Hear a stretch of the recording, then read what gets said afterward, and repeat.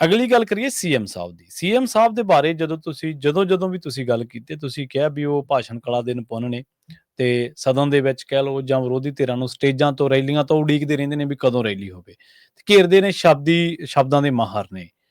PM ਨਾਲ ਐਗਤੀ ਪੇਚਾ ਪੈ ਗਿਆ, ਪੀਐਮ ਨੂੰ ਘੇਰ ਲਿਆ, ਪਰ ਕਹਿੰਦੇ ਖੁਦ ਵੀ ਘਿਰ ਗਏ। ਦੇਖੋ ਜੀ, ਕੱਲ ਨਾ ਪੰਜਾਬ ਕੈਬਨਿਟ ਦੀ ਬੈਠਕ ਜੀ, ਪੰਜਾਬ ਕੈਬਨਿਟ ਦੀ ਬੈਠਕ 'ਚ ਕੁਝ ਅਹਿਮ ਫੈਸਲੇ ਹੋ ਗਏ ਜਿਹੜੇ 20 ਸਵਾਲ ਪੈਦਾ ਕਰ, ਚਾਹੇ ਉਹ ਵਾਲੇ ਨੂੰ ਨਗਰ ਕੌਂਸਲ ਤੋਂ ਨਗਰ ਨਿਗਮ ਬਣਾਉਣ ਦਾ ਪਹਿਲਾਂ ਹੁਣ ਉਹਦੇ ਨਾਲ ਕੁਝ ਲੋਕ ਸੋਚਦੇ ਆ ਕਿ ਵੀ ਇਹ ਭਾਰ ਪੈ ਜਾਣਾ ਇਸ ਸ਼ਹਿਰ ਨਵੇਂ ਤਰੀਕੇ ਦਾ ਫਾਇਦਾ ਘੱਟ ਤੇ ਨੁਕਸਾਨ ਵੱਧਦਾ। ਕਈ ਕਹਿੰਦੇ ਕਿ ਕਿੰਨਾ ਕਿ ਵਾਜਬ ਫੈਸਲਾ ਤੇ ਉਹਦੇ ਨਾਲ ਇਹ ਕਹਿੰਦੇ ਜੀ ਲਓ ਜੀ ਅਸੀਂ ਸ਼ਹਿਰਾਂ ਦੇ ਵਿੱਚ ਜਿਹੜੀਆਂ ਨਵੀਆਂ ਬਿਲਡਿੰਗਾਂ ਬਣਨਗੀਆਂ ਉਹਦੇ ਲਈ ਹੁਣ 4 ਮੰਜ਼ਿਲਾ ਨਕਸ਼ਾ ਪਾਸ ਕਰੋ। ਇੱਥੇ ਵੀ ਕਹਿੰਦੇ ਜੀ ਮਤਲਬ ਕਲੋਨੀਲਾਈਜ਼ਰ ਨੂੰ ਫਾਇਦਾ ਦੇਣ ਦੇ ਲਈ ਮਾਫੀਆ ਜਿਹੜੀ ਧਿਰ ਹੈ ਲੈਂਡ ਮਾਫੀਆ ਉਹਨਾਂ ਨੂੰ ਫਾਇਦਾ ਦੇਣ ਦੇ ਲਈ ਮਤਲਬ ਹਰ ਕੰਮ ਇਹਨਾਂ ਦਾ ਇੱਥੇ ਆ ਕੇ ਕਿਉਂ ਪੇਚ ਫਸਦਾ ਇਹ ਸਵਾਲ ਖੜਾ ਹੈ। ਪਲਾਟਾਂ ਜ਼ਮੀਨਾਂ ਇਹਨਾਂ ਦੇ ਆਲੇ ਦੁਆਲੇ ਕਿਉਂ ਘੁੰਮ ਰਹੇ ਨੇ ਲਗਾਤਾਰ, ਇਹ ਆਪਣੇ ਆਪ ਸਮਝ ਦਾ ਇੱਕ ਵਿਸ਼ਾ ਹੈਗਾ। ਚਲੋ ਉਹ ਤੋਂ ਬਾਅਦ ਪ੍ਰੈਸ ਕਾਨਫਰੰਸ ਕੱਲ ਮੁੱਖ ਮੰਤਰੀ ਸਾਹਿਬ ਨੇ ਕੀਤੀ। ਮਤਲਬ ਮੈਨੂੰ ਲੱਗਿਆ ਕਿ ਮੁੱਖ ਮੰਤਰੀ ਸਾਹਿਬ ਪ੍ਰੈਸ ਕਾਨਫਰੰਸ ਕਰਨ ਵਾਲੇ ਨੇ, ਕੋਈ ਬਹੁਤ ਹੀ ਵੱਡਾ ਫੈਸਲਾ ਲੈ ਲਿਆ ਹੋਊਗਾ ਤੇ ਪਰ ਉਹਦੇ ਪਹਾੜ ਨਿਕਲੇ ਚੋਏ ਉਹੀ ਬਿਆਨੀਏ, ਉਹੀ ਤੰਜ, ਉਹੀ ਵਿਅੰਗ, ਇਹਨਾਂ 4 ਫੈਸਲੇ ਸੁਣਾਏ। ਉਸ ਤੋਂ ਬਾਅਦ ਮੀਡੀਆ ਦੇ ਸਵਾਲ ਸ਼ੁਰੂ ਹੋ ਗਏ। ਚਲੋ ਜੀ, ਪਹਿਲਾ ਸਵਾਲ ਧੂਏ ਤੇ ਆ ਗਿਆ। ਲਓ ਜੀ, ਹੋ ਗਏ ਸਿੱਧੇ। ਪੰਜਾਬ ਤੋਂ ਦਿੱਲੀ ਦੇ ਵਿਚਾਲੇ ਕਹਿੰਦੇ ਹਰਿਆਣਾ ਪੈਂਦਾ ਜੀ, ਤੇ ਸਾਡਾ ਧੂਆਂ ਹਰਿਆਣੇ ਨੂੰ ਕਿਉਂ ਨਹੀਂ ਚੁੱਭਦਾ, ਦਿੱਲੀ ਨੂੰ ਕਿਉਂ ਚੁੱਭਦਾ?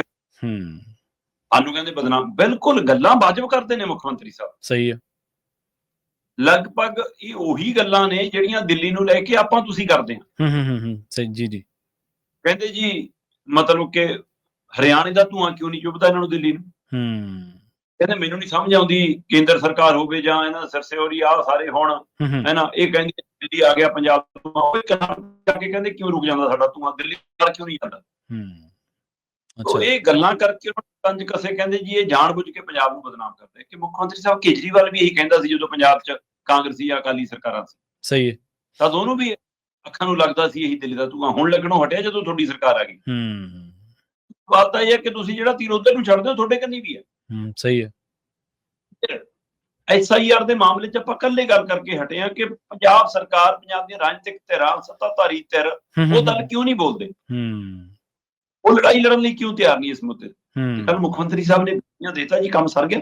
ਸਹੀ ਹੈ। ਮੁੱਖ ਮੰਤਰੀ ਦਾ ਕੰਮ ਇਹ ਹੈ ਨਾ, ਮੀਡੀਆ 'ਚ ਟਿੱਪਣੀ ਕਰ ਦੋ, ਬਾਅਦ 'ਚ ਜਦੋਂ ਮਿਲੋਗੇ ਤਾਂ ਮਾੜਾ ਜਿਹਾ ਲੰਮੇ ਪੈ ਕੇ ਗੋਡੇ ਹੱਥ ਲਾ ਦੋ, ਕਿਉਂ ਜੀ ਤਾਂ ਕਹਿਣਾ ਪੈਂਦਾ ਜੀ, ਕਰਨਾ ਪੈਂਦਾ ਜੀ, ਕੀ ਕਰੀਏ ਜੀ, ਤੁਹਾਨੂੰ ਪਤਾ ਜੀ, ਮਾਫ ਕਰ ਦੋ ਫਿਰ।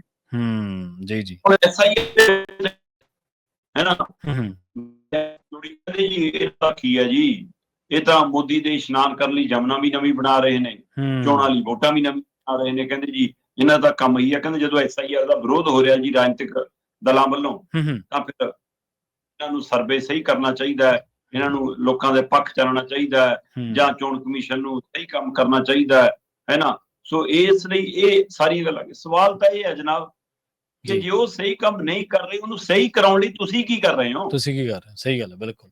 ਬਿਆਨਬਾਜ਼ੀ ਸਰਕਾਰ ਹੋ, ਤੁਹਾਡਾ ਕੰਮ ਇਕੱਲਾ ਟਵੀਟ ਕਰਨਾ, ਮੀਡੀਆ 'ਚ ਬਿਆਨ ਦੇਣਾ ਨਹੀਂ ਹੈ। ਸੱਤਾਧਾਰੀ ਹੋਣ ਦੇ ਨਾਤੇ ਇਲੈਕਟਡ ਹੋ, ਸਿਲੈਕਟਡ ਨਹੀਂ। ਤੁਸੀਂ ਉਹ ਕਹਿੰਦੇ ਸੀ ਇਲੈਕਟਡ ਹੋਣ ਦੇ ਨਾਤੇ ਤੁਸੀਂ ਪੰਜਾਬ ਦੇ ਮੁਖੀ ਹੋ, ਹੈਡ ਹੋਣ ਦੇ ਨਾਤੇ ਕਿਹੜਾ ਐਕਸ਼ਨ ਲੈ ਰਹੇ ਹੋ, ਕਿਹੜਾ ਵਿਰੋਧ ਕਰ ਰਹੇ ਹੋ, ਕਿਹੜੀ ਰਾਜਨੀਤਿਕ ਲੜਾਈ ਲੜ ਰਹੇ ਹੋ, ਇਹ ਜਵਾਬ ਦਿਓ। ਸਹੀ ਸਹੀ। ਇਹ ਤੀਰ ਤੁਹਾਡੇ ਵੀ ਜਿਹੜਾ ਉਧਰ ਨੂੰ ਛੱਡ ਰਹੇ ਹੋ, ਉਹ ਤਾਂ ਕਰੇ ਰਿਹਾ ਵਿਤਕਰਾ ਦਿੱਲੀ ਵੱਲੋਂ, ਕੇਂਦਰ ਸਰਕਾਰ ਵੱਲੋਂ। ਕੇਂਦਰ ਦੇ ਤਖਤ ਤੇ ਮੋਦੀ ਬੈਠੇ ਤੇ ਚਾਹੇ ਕੋਈ ਹੋਰ ਬੈਠੇ, ਉਹਦਾ ਪੰਜਾਬ ਨਾਲ ਤਾਂ ਇਹੀ ਵਿਤਕਰਾ ਰਿਹਾ। ਪਰ ਤੁਸੀਂ ਉਸ ਵਿਤਕਰੇ ਨੂੰ ਘੱਟ ਕਰਨ ਦੇ ਲਈ ਕਿਹੜੇ ਜੰਤਰ ਮੰਤਰ ਤੱਕ ਗਏ ਹੋ, ਇਹ ਤਾਂ ਜਵਾਬ ਦਿਓ। ਸਹੀ ਗੱਲ ਹੜਾਂ ਦੀ ਆ ਗਈ। ਕਹਿੰਦੇ ਜੀ ਇਹ ਤਾਂ ਜੀ ਮੁੱਕਰ ਗਏ ਜੀ, 1600 ਕਰੋੜ ਟੋਕਨ ਕਿਹਾ ਸੀ ਜੀ, ਟੋਕਨ ਵੀ ਨਹੀਂ ਪੂਰਾ ਮਿਲ ਰਿਹਾ ਜੀ। ਜਿਹੜੀਆਂ ਕੇਂਦਰੀ ਯੋਜਨਾਵਾਂ ਨੇ ਉਹ ਤਾਂ ਵੈਸੇ ਹੀ ਪੰਜਾਬ ਨੂੰ ਮਿਲਣੀਆਂ ਸੀ, ਉਹ ਤਾਂ ਹੱਕ ਬਣਦਾ ਸੀ। ਜੇ ਨਾ ਵੀ ਹੜ ਹੁੰਦੇ ਤਾਂ ਵੀ ਸਾਨੂੰ ਲਾਗੂ ਹੋਣੀਆਂ ਸੀ। ਉਹਨਾਂ ਹੀ ਯੋਜਨਾਵਾਂ ਦੇ ਪੈਸੇ ਨੂੰ ਹੁਣ 1600 ਕਰੋੜ 'ਚ ਪੂਰਾ ਕਰਨ ਨੂੰ ਫਿਰਦੇ ਨੇ। ਕਹਿੰਦੇ ਜੀ ਇਹ ਸਾਡੀ ਕੀ ਬਾਂਹ ਫੜਨਗੇ, ਤਾਂ ਧੋਖਾ ਕਰ ਰਹੇ ਨੇ। ਅੱਛਾ, ਮੈਂ ਕਿਹਾ ਇਹ ਗੱਲ ਤਾਂ ਅਸੀਂ ਪਹਿਲੇ ਦਿਨ ਤੋਂ ਕਹਿੰਦੇ ਆ ਰਹੇ ਹਾਂ। ਸਵਾਲ ਤਾਂ ਤੁਹਾਨੂੰ ਵੀ ਹੈ ਕਿ ਤੁਸੀਂ ਅਗਲੇ 12000 ਕਰੋੜ ਦਾ ਕਿਉਂ ਨਹੀਂ ਹਿਸਾਬ ਦੇ ਪਾ ਰਹੇ। ਸਵਾਲ ਤਾਂ ਇਹ ਵੀ ਹੈ ਤੁਹਾਨੂੰ ਕਿ ਤੁਸੀਂ ਜਿਹੜੇ ਹੜ੍ਹ ਪੀੜਤਾਂ ਨੂੰ ਚੈੱਕ ਦੇ ਕੇ ਆਏ, ਤੁਹਾਡੇ ਘਰ ਹੀ ਵਾਪਸ ਕਿਉਂ ਲਿਆਏ ਉਹਨਾਂ ਤੋਂ। ਸਹੀ, ਬਿਲਕੁਲ। ਇਹਦਾ ਜਵਾਬ ਤੁਹਾਨੂੰ ਵੀ ਦੇਣਾ ਪੈਣਾ ਕਿ ਆਹ ਧੋਖਾ ਕਿਵੇਂ ਹੋ ਰਿਹਾ ਜੀ, ਇਹਦੀ ਚਾਰਜ ਦਾ ਜਵਾਬ ਕਿਵੇਂ ਦਊਂਗੇ। ਇਸ ਲਈ ਜੀ ਸਹੀ ਹੈ। ਫਿਰ ਗੱਲ ਆ ਗਈ ਜੀ 350 ਸਾਲਾ ਸ਼੍ਰੀ ਗੁਰੂ ਤੇਗ ਬਹਾਦਰ ਜੀ ਦੀ। ਕਹਿੰਦੇ ਜੀ ਉਹਦੇ ਸ਼ਹੀਦੀ ਪੁਰਬ ਦੇ ਲਈ ਅਸੀਂ ਸਮਾਗਮ ਕਰ ਰਹੇ ਹਾਂ, ਨਗਰ ਕੀਰਤਨ ਵੀ ਨਿਕਲਣਗੇ, ਮਤਲਬ ਬਾਕੀ ਸਮਾਗਮ ਵੀ ਹੋਣਗੇ, ਤੇ ਹੋਰ ਸੂਬੇ ਮੰਤਰੀ ਵੀ ਸੱਦੇ ਨੇ, ਰਾਸ਼ਟਰਪਤੀ ਨੂੰ ਸੱਦਾ ਦਿੱਤਾ ਹੈ। ਅਸੀਂ ਪ੍ਰਧਾਨ ਮੰਤਰੀ ਜੀ ਨੂੰ ਵੀ ਸੱਦਣ ਲਈ ਸਮਾਂ ਮੰਗ ਰਹੇ ਹੋ, ਸਮਾਂ ਨਹੀਂ ਦੇ ਰਹੇ। ਠੀਕ ਹੈ ਜੀ, ਨਹੀਂ ਟਾਈਮ ਜੀ, ਪ੍ਰਧਾਨ ਮੰਤਰੀ ਉਹ ਰੈਲੀ ਪ੍ਰਧਾਨ ਮੰਤਰੀ ਵੀ ਨੇ, ਇਸ ਲਈ ਕਹਿੰਦੇ ਕਿ ਵੀ ਬਿਹਾਰ ਚ ਕਹਿਣਗੇ ਉੱਥੇ ਜਾ ਆਵਾਂਗੇ। ਸਵਾਲ ਤਾਂ ਇਹ ਹੈ ਕਿ ਉਹੀ ਜੇ ਰੈਲੀ ਮੁੱਖ ਮੰਤਰੀ ਤੁਸੀਂ ਵੀ ਹੋ, ਰੋਡ ਸ਼ੋਅ ਮੁੱਖ ਮੰਤਰੀ ਤੁਸੀਂ ਹੋ, ਉਹੀ ਜਿਹਾ ਉਹੀ ਜਿਹਾ ਫੋਟੋ ਖਿਚਾਉਣ ਦਾ ਸ਼ੌਕ ਉਹਨੂੰ, ਇਹੋ ਜਿਹਾ ਤੁਹਾਨੂੰ ਹੈ। ਪਰ ਕੀ ਹੈ ਜੀ, ਉਹੀ ਜੇ ਤਾਂ ਜੋ ਕੱਸਦੇ ਨੇ, ਉਹੀ ਜੇ ਚੁਟਕਲੇ ਤੁਸੀਂ ਸੁਣਾਉਂਦੇ ਹੋ। ਫਰਕ ਕੀ ਹੈ ਜੀ। ਧਰਾਤਲ ਤੇ ਇਹਦੇ ਲਈ ਕਿੱਥੇ ਚਾਰਜ ਹੋਈ ਹੈ ਕਿ ਜਦੋਂ ਪੰਜਾਬ 'ਚ ਹੜ੍ਹ ਸੀ, ਤੁਸੀਂ ਤਦ ਵੀ ਪ੍ਰਧਾਨ ਮੰਤਰੀ ਤੋਂ ਸਮਾਂ ਮੰਗਿਆ, ਤੁਹਾਨੂੰ ਨਹੀਂ ਦਿੱਤਾ, ਕਹਿਤਾ ਕਿ ਜਾਓ ਗ੍ਰਹਿ ਮੰਤਰੀ ਨੂੰ ਮਿਲ ਲਓ, ਤੇ ਉੱਥੇ ਗ੍ਰਹਿ ਮੰਤਰੀ ਨੂੰ ਨਿਕਲਣ ਤੋਂ ਬਾਅਦ ਜਿਵੇਂ ਤੁਹਾਡੇ ਬੁੱਲ ਕੰਬ ਰਹੇ ਸੀ, ਬੋਲਣ ਲੱਗੇ, ਸਹੀ ਗੱਲ, ਪੰਜਾਬ ਦਾ ਪੱਖ ਰੱਖਣ ਲੱਗੇ ਜਾਂ ਆਪਣੀ ਗੱਲ ਰੱਖਣ ਲੱਗੇ, ਤੇ ਤੁਸੀਂ ਪੰਜਾਬ ਨਹੀਂ ਪੜ੍ਹੇ ਸੀ। ਅਗਲੇ ਨੇ ਮੋੜਵਾਂ ਪ੍ਰੈਸ ਨੋਟ ਜਾਰੀ ਕਰਕੇ ਕਹਿਤਾ ਕਿ ਕਿਹੜੀ ਟੋਕਨ ਮਨੀ, ਹੋਰ ਕੁਝ ਨਹੀਂ ਮਿਲਣਾ, ਹੀ ਦੇਣਾ। ਤੁਸੀਂ ਕਿਉਂ ਨਹੀਂ ਜਵਾਬ ਦੇ ਸਕੇ? ਵਾਪਸ ਦਿੱਲੀ ਜਵਾਬ ਹੀ ਨਹੀਂ ਦਿੱਤਾ ਗਿਆ। ਬਿਲਕੁਲ ਸਹੀ ਹੈ। ਫਿਰ ਹੁਣ ਇਸ ਪਹਿਲੂ ਤੇ ਤੁਸੀਂ ਕਹਿ ਰਹੇ ਹੋ ਜੀ ਕਿ ਸਾਨੂੰ ਉਸ ਸਮੇਂ ਵੀ ਸਮਾਂ ਨਹੀਂ ਦਿੱਤਾ, ਹੁਣ ਅਸੀਂ ਇੱਕ ਸਿਰਫ ਕਾਰਡ ਦੇਣ ਲਈ ਟਾਈਮ ਮੰਗ ਰਹੇ, ਸਾਨੂੰ ਟਾਈਮ ਨਹੀਂ ਮਿਲ ਰਿਹਾ ਜੀ, ਚਾਹੇ ਰੈਲੀ 'ਚ, ਕਿਉਂਕਿ ਤੁਹਾਨੂੰ ਆਦਤ ਪਈ ਆ। ਜੇ ਤੁਹਾਨੂੰ ਕੋਈ ਮਿਲਣ ਆਵੇ, ਤੁਸੀਂ ਕਹਿੰਦੇ ਹੋ ਫਲਾਣੇ ਉੱਥੇ ਸਮਾਗਮ 'ਚ ਆ ਜੀ, ਉਹ ਉੱਥੇ ਟਾਈਮ ਨਹੀਂ ਲੱਗਿਆ, ਗੱਡੀਆਂ ਨਿਕਲ ਗਈਆਂ, ਹੁਣ ਅੱਗੇ ਆ ਜੀ, ਪੀਏ ਨੂੰ ਫੋਨ ਕਰਕੇ ਫਲਾਣੇ, ਮਤਲਬ ਮਗਰ ਤੋਰਨ ਦੀ ਆਦਤ ਹੈ ਲੋਕਾਂ ਨੂੰ।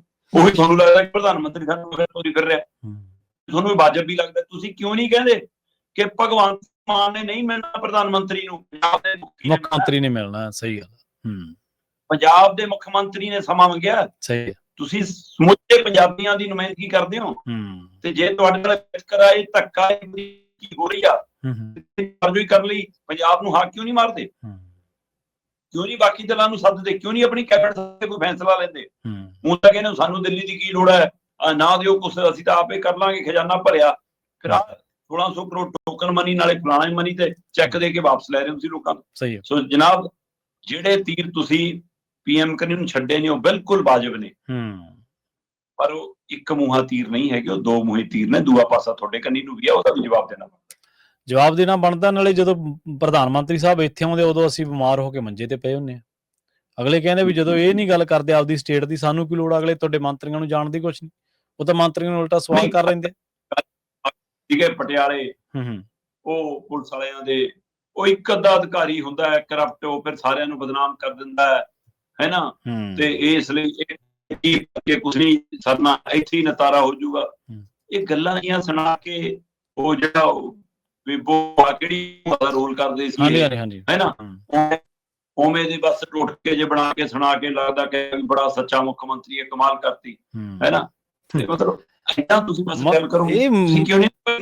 ਹਾਂਜੀ, ਮੁੱਖ ਮੰਤਰੀ ਕੋਈ ਧਾਰਮਿਕ ਪ੍ਰਚਾਰਕ ਥੋੜਾ ਹੈ ਵੀ ਉਹਨੇ ਧਰਮ ਤੋਂ ਡਰਾਉਣਾ ਲੋਕਾਂ ਨੂੰ ਵੀ ਇੱਥੇ ਰਹਿ ਜੂ ਸਾਰਾ ਕੁਝ। ਮੁੱਖ ਮੰਤਰੀ ਤਾਂ ਇੱਕ ਅਥਾਰਟੀ ਹੈ, ਸੰਵਿਧਾਨਕ ਅਹੁਦਾ, ਕੰਟਰੋਲਰ ਆ ਉਹ ਰਾਜ ਦਾ, ਉਹਦੇ ਕੋਲ ਸਾਰਾ ਕੁਝ ਆ। ਉਹ ਜਾਂਚ ਕਰਾਵੇ, ਸਜ਼ਾ ਦਵਾਵੇ, ਅਦਾਲਤਾਂ 'ਚ ਕੇਸ ਲੜੇ, ਉਹਦੇ ਕੋਲੇ ਜਿਹੜਾ ਸਟੇਟ ਕੋਲੇ ਇੱਕ ਆਪਦਾ ਬਕਾਇਦਾ ਜਨਰਲ ਹੁੰਦਾ, ਜਿਹੜਾ ਵਕੀਲ ਹੁੰਦਾ, ਜਿਹੜਾ ਜਾ ਕੇ ਅਦਾਲਤਾਂ 'ਚ ਜ਼ਿਹਰਾ ਕਰਦਾ, ਅਟਾਰਨੀ ਜਨਰਲ। ਹਾਂਜੀ ਬਿਲਕੁਲ।